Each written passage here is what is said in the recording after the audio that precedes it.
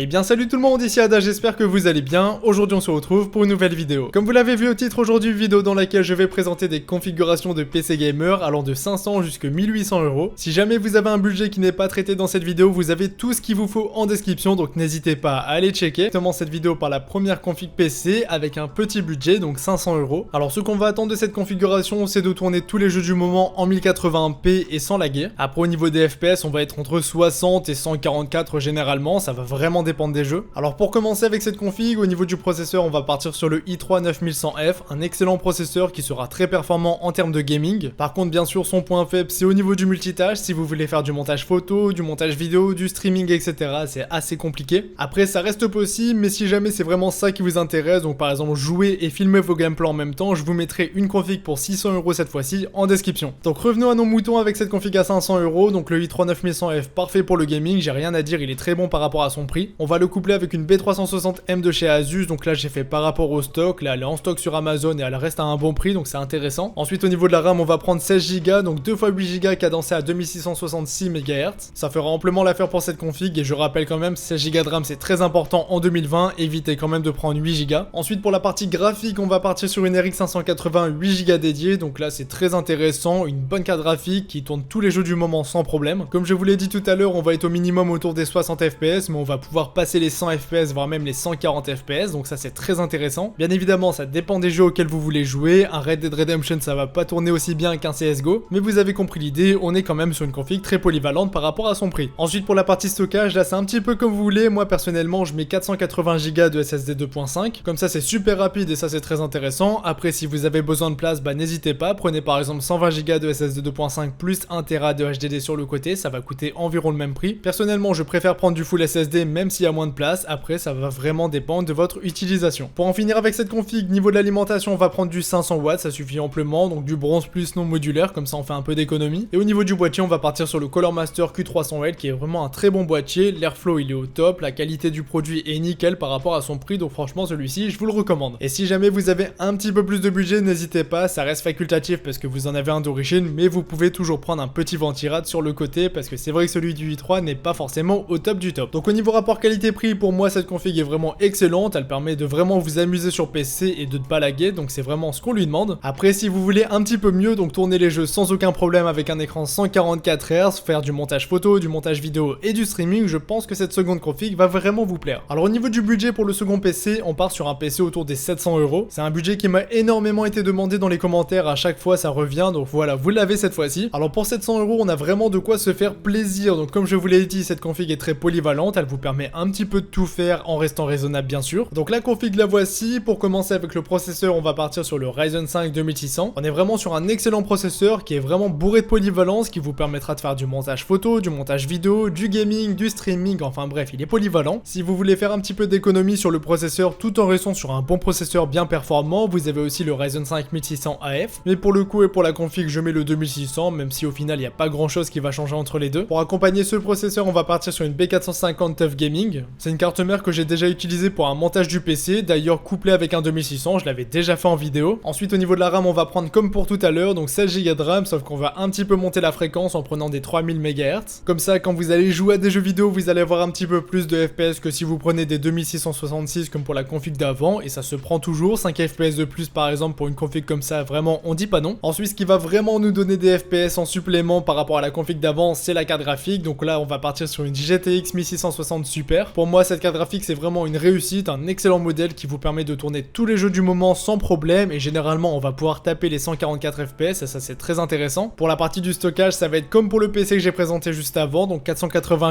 Go de SSD 2.5, après vous pouvez le moduler comme vous voulez. Au niveau de l'alimentation c'est pareil, on va rester sur le même modèle que tout à l'heure, parce qu'on est sur une plus grosse config, mais 500 watts ça suffit amplement, on est sur une carte graphique qui consomme pas beaucoup, en tout cas moins que la RX 580, donc on peut se permettre de rester sur 500 watts. Et pour finir au niveau du boîtier, on va rester sur du Color Master, sauf que cette fois-ci on va monter en gamme avec le MB511 qui est vraiment un excellent boîtier, donc celui-ci vous pouvez le prendre les yeux fermés. Donc voilà pour cette seconde config PC les amis, comme je vous l'ai dit elle est très polyvalente, là j'ai rien à dire là-dessus, elle est vraiment complète, elle va vous permettre de jouer à tous les jeux du moment, de commencer du streaming, de faire du montage photo et vidéo sans trop de problèmes. Après bien sûr c'est pas non plus la meilleure config pour faire toute cette utilisation, elle reste quand même principalement faite pour du gaming, mais vous pouvez faire un petit peu ce que vous voulez avec, comme je vous l'ai dit plusieurs fois. Donc maintenant les amis, on enchaîne avec l'avant-dernière dernière config PC de cette vidéo. Là c'est vraiment une excellente configuration, pour moi c'est vraiment le budget idéal pour un PC gamer. Donc ce budget c'est 1000 €, donc 1000 € c'est pas non plus une config pas chère, on est bien d'accord, mais bon elle va vous permettre de durer dans le temps et vous allez pouvoir l'upgrade sans trop de soucis. Donc je vais pas faire trop de suspense et je vais directement vous la présenter. Donc au niveau du processeur on part sur le Ryzen 5 3600, un processeur qui pour moi est le meilleur rapport qualité-prix, comme je le dis à peu près tout le temps dès que je parle de ce processeur, mais c'est vrai, c'est vraiment un excellent processeur par rapport à son prix, donc il vaut environ 180 €. Ce processeur je l'aime beaucoup parce que déjà il a vraiment un très bon prix et en plus de ça il est doté d'une grande polyvalence, que ce soit pour du multitâche ou alors pour du gaming directement. On va le coupler avec une carte mère B450 Max de chez MSI, l'idéal c'est de prendre une Tomahawk. Après c'est vrai qu'au niveau des stocks en ce moment c'est assez compliqué, donc je vais bien sûr adapter en fonction de la description par rapport à la sortie de la vidéo. Ensuite au niveau de la RAM on va prendre 16 Go de RAM, donc 2 x 8 Go cadencé cette fois-ci à 3200 MHz, donc on monte encore un petit peu la fréquence, on passe de 3000 à 3200, c'est pas grand chose mais on prend toujours. Au niveau de la carte graphique on va partir sur une RX 5700 XT, donc vraiment une excellente carte graphique, par rapport à son prix je la trouve vraiment au top. Pour vous donner une idée, cette carte graphique on la compare à une RTX 2070 Super, alors que cette carte graphique va plutôt être dans des configs autour des 1500 €, donc c'est vrai que ça fait une grosse différence de budget. Après c'est sûr il n'y a pas de ray tracing, au début il y a eu des problèmes de driver etc,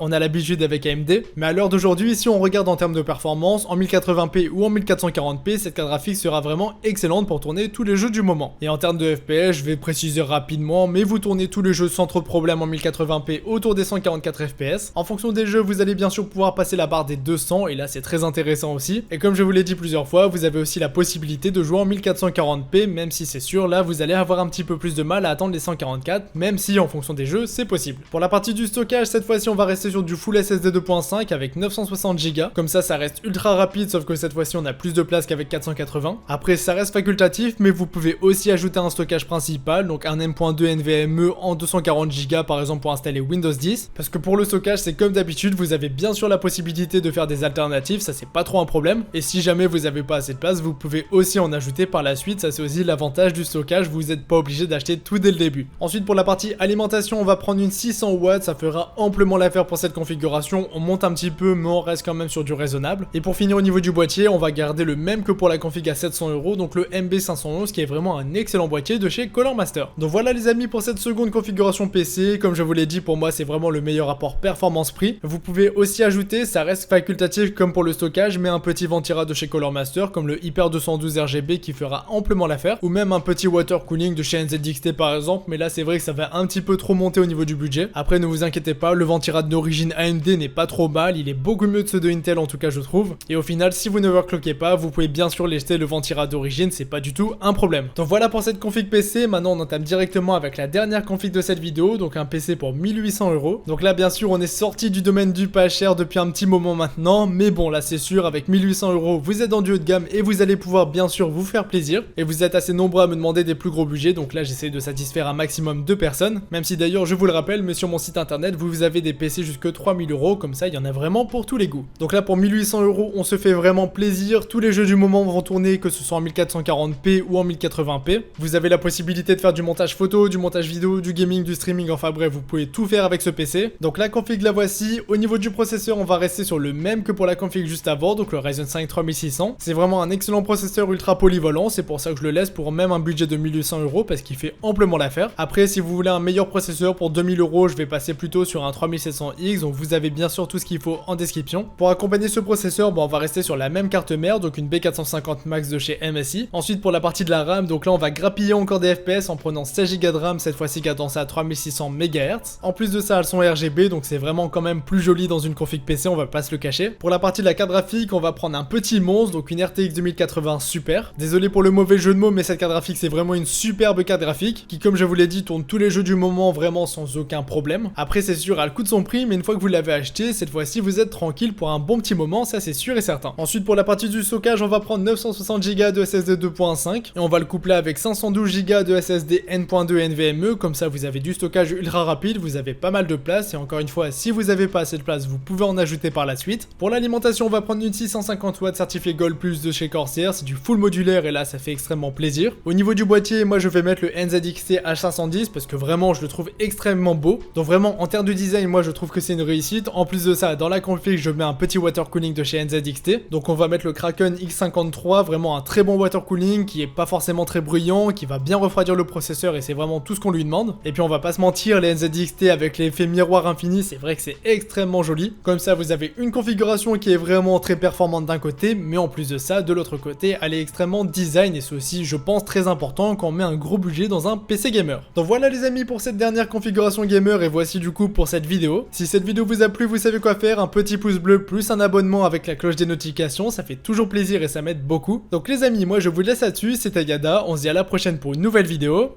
Salut tout le monde!